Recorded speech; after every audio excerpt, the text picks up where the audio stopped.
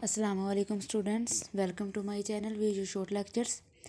आज मैं डिस्कस करूंगी आपके साथ सोशियोलॉजी 101 का लेसन नंबर 17। तो जल्दी से हम अपना लेसन नंबर 17 ओपन कर लें।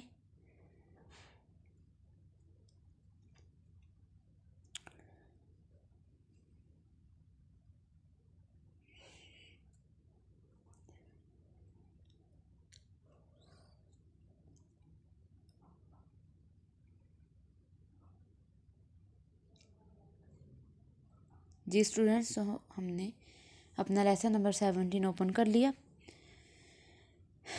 तो स्टूडेंट्स, आप भी अपने हैंडआउट्स अपने पास रखा करें और जो इम्पोर्टेंट पार्ट्स हैं वो उसको अंडरलाइन करते जाया करें, ताकि जो है आप फिर अपने हैंडआउट्स रीड करने बैठें तो आपके माइंड में वो सारा जो आपने लेक्चर लिया है वो सब कुछ जो है वो रिवाइज हो जाए।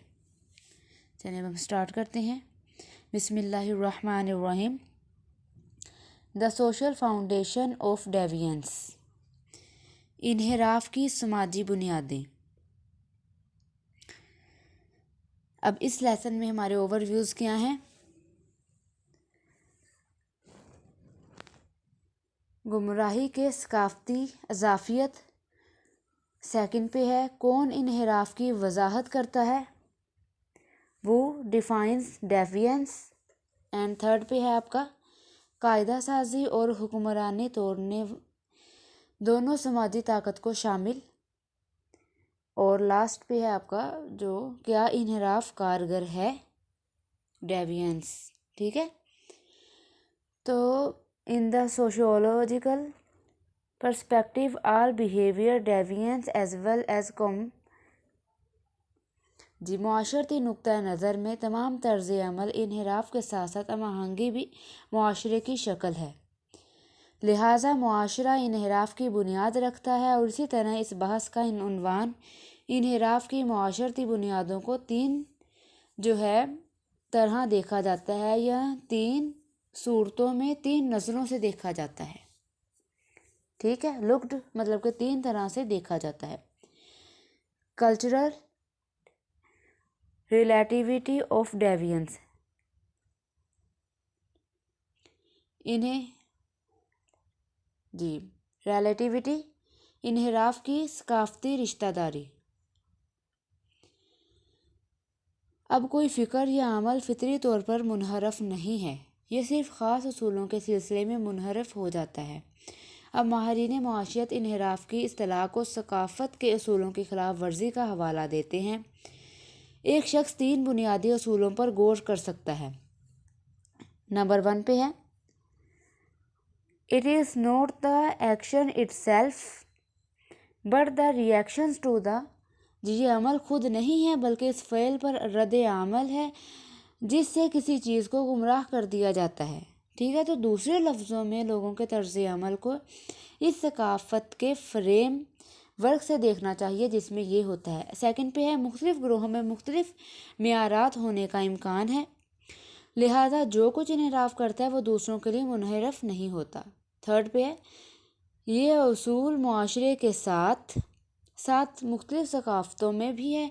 इस तरह एक सकाफ़त में या बिल्कुल एक मुआशरे के एक ग्रोह में बिल्कुल काबिल कबूल काम करता है, किसी दूसरी सकाफ़त में या इसी मुआशरे में किसी दूसरे ग्रोह में मुनहरफ समझा जा सकता है। अब माहिरीन मुआशियत इन्हिराफ की इस्तिलाह गैर फैसला कुन तौर पर इस्तेमाल करते हैं किसी ऐसे अमल का हवाला देने के लिए जिस पर लोग मनफी रद्द अमल देते हैं। जब माहिरीन मुआशियत की इस्तिलाह को इस्तेमाल करते हैं तो इसका मतलब ये नहीं है कि वो इस बात पर मुत्तफिक हैं कि अमल बुरा है सिर्फ इसलिए कि दूसरे इसका मनफी या फैसला करते हैं। अगर हमें किसी ख़ास सलूक को समझना है तो हमें इस वाक़या के लोगों के माना समझना चाहिए। ठीक है। चुनाचे हमें ग्रुप के अपने फ्रेमवर्क के अंदर से इन्हिराफ पर गौर करना चाहिए क्योंकि उनके ये माना है जो उनके तर्ज अमल को रोका करते हैं।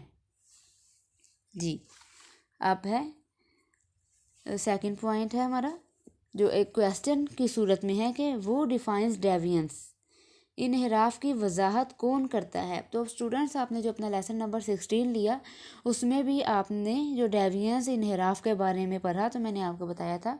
नेक्स्ट में हम इसकी जो है بنیادیں دیکھیں گے کہ اس کی بنیادیں کیا ہیں، ٹھیک ہے، اس کے فاؤنڈیشنز کیا ہیں اس کی. تو people become deviant as other define, لوگ انحراف کا شکار ہو جاتے ہیں جیسے دوسرے ان کی اس طرح تعریف کرتے ہیں. اگر انحراف ایکٹ میں جھوٹ نہیں بولتا، لیکن ایکٹ کی تعریف میں یہ تعریفیں کہاں سے آتی ہیں؟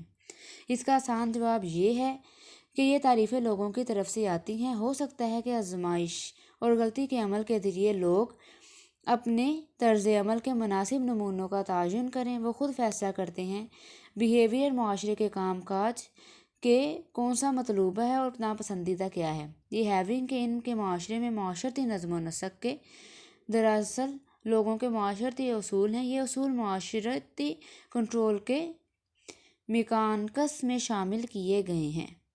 پھر ایک پیچیدہ اور بڑے معاشرے کے نسبت مختلف پیچیدہ معاشرے کی نسبت سادہ اور چھوٹے معاشرے میں یہ عمل تھوڑا سا مختلف ہو سکتا ہے. اب آگے ہے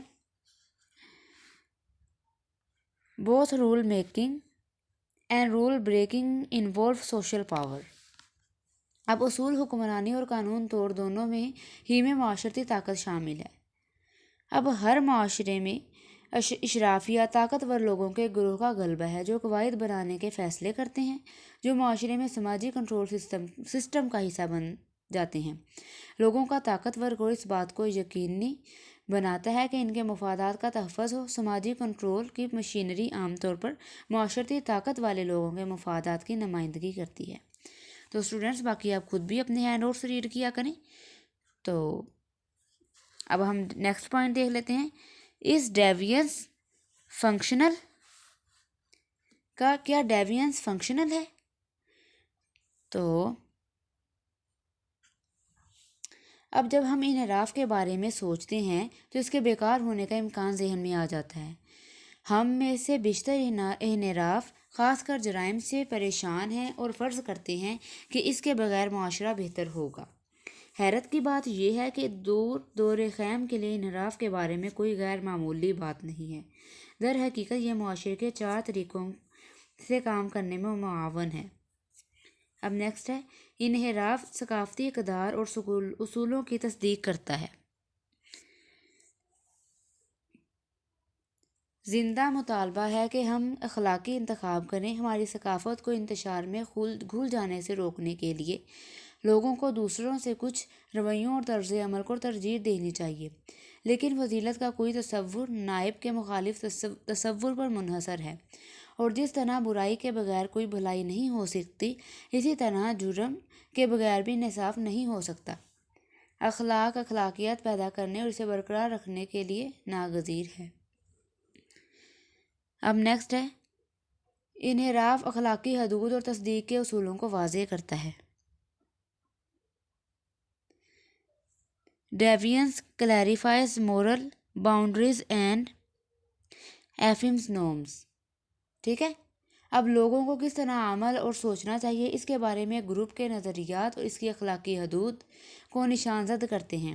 انحراف نے ان حدود کو چیلنج کیا کسی منحرف ممبر کو فون کرنے کے لیے، اس کو حقیقت میں یہ بتانے کے لیے کہ آپ نے ایک قیمتی اصول توڑ دیا اور ہم اس کو برداشت نہیں کر سکتے.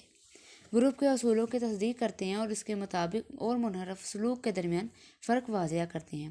اب نیکسٹ دیکھیں انحراف معاشرتی اتحاد کو فروغ دیتا ہے. عمل ظاہر کرتے ہوئے گروپ کی اخلاقی حدود کی تصدیق کرنے کے لیے انحراف گروپ منحرفین سے رد کے ممبروں میں ہم کا احساس پیدا کرتا ہے.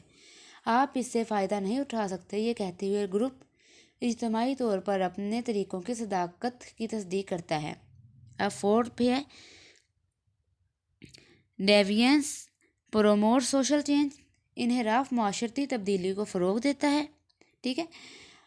اب منحرف افراد معاشرے کی اخلاقی حدود کو آگے بڑھاتے ہیں، جمود کے متبادل کی نشاندہی کرتے ہیں اور تبدیلی کی حوصلہ افزائی کرتے ہیں. گروپس ہمیشہ اس بات پر متفق نہیں ہوتے ہیں کہ ان لوگوں کے ساتھ کیا کرنا ہے جو کام کرنے کے ان کے قابل قبول طریقوں سے آگے بڑھ جاتے ہیں. یہاں تک کہ گروپ کے کچھ جو افراد قواعد توڑنے والے سلوک کو بھی منظور کرتے ہیں۔ حد سے زیادہ خلاف ورزیاں جو کافی مدد حاصل کرتی ہیں وہ نئی قابل قبول سلوک بن جاتی ہیں۔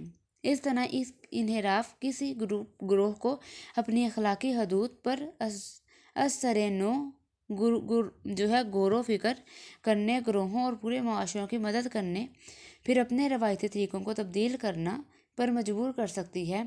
آج کا انحراف کل اخلاقیات بن سکتا ہے۔ تو اسٹوڈنٹس، یہاں پر ہمارا لیسن نمبر 17 کمپلیٹ ہو گیا۔ آپ نے ڈیوینس کی بنیادوں کے بارے میں ریڈ کیا اور آپ کو اچھے سے پتہ چل گیا ہوگا۔ تو یہ آپ اچھے سے اپنا لیسن لیں، اور کنسیپچول سے ہی ہے پورا آپ کا کورس، میں نے آپ کو بار بار بتایا ہے، اور ایزی بھی ہے، بس آپ غور سے سمجھیں اس کو۔ تو آپ جو آپ کا پچھلا لیسن گزرا ہے 16 اور 17 تقریباً یہ سیم ہی ہے، اور انحراف کی صورتیں اور معاشرے میں کچھ جو چیزیں تباہی لے کر آتی ہیں، اور جو کچھ چیزیں معاشرے کو بہتر کس طرح کیا جا سکتا ہے، مطلب کہ اس کے بارے میں کوئی بھی آپ کو کویسچن آ جائے کہ ڈیوینس کیا ہے، تو اس کے بارے میں جو سوشل پاور کیا ہوتی ہے، کوئی بھی اس طرح کا کویسچن آ جائے تو آپ اچھے سے اپنے لیسن کو ریڈ کریں، تو انشاءاللہ آپ کے لیے آنسرنگ کرنا ایزی ہو جائے گا۔ تو ملتے ہیں ہم نیکسٹ لیکچر میں، تب تک کے لیے اسٹوڈنٹس اللہ حافظ۔